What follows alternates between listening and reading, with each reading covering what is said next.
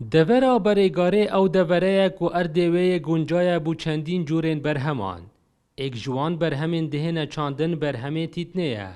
Ku li vê deverê çendîn curên tîtnê dihêne berhem înan. Em binin tîtnê xwasidan ya berêgarê tomega xwe taybet a heye û hemî ciha jî tîtin çê nabîtin. İlla cihekê wekî berêgarê menteqeka sar bîtin enî cewê ferqeş cewê menteqê û alem gelek hejê diketin müşteriyê xwe xasê heyîn vê tîtnê û heyva şeş ev tîtne têde çandin serê heyva şeş enî di mayîka heyva pênc û heyva neh da pazdehê heyva ne hûsat heyva neh da têde çinîn ev tîne.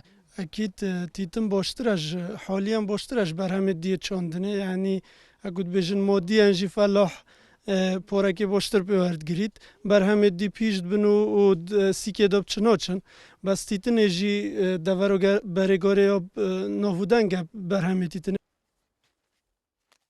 تîtin li werzê buharê dihête çandin tavê demî dihête çinîn û bi şêwazekê taybet dihête hişikkirin. تیتن دمایی که هیوا پنج دست پید کد دی چینی بر اینگی دی طوی ها ویجین و پشت اینگی دی چینین هب زباره هم چینین جی و پشت اینگی خپاره نو اف کولا نو و حتی تا برهمی جمال هیوا نه دست پید کد هم چینین هر زباره یا و تیتن جی دو سه نو ای بین نو اکی گامبول یه دیجی بلگ زراوه و هم نوکت که اینا تاخه پیک و جوت که اینو بین تلای سینو حتی حشه گرید. خەلکê van gundan dibêjin gelek berhemên dî li gundên me dihêne çandin.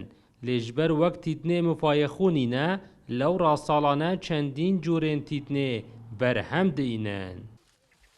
Dildar Arif Kursat News, devera berêgarê.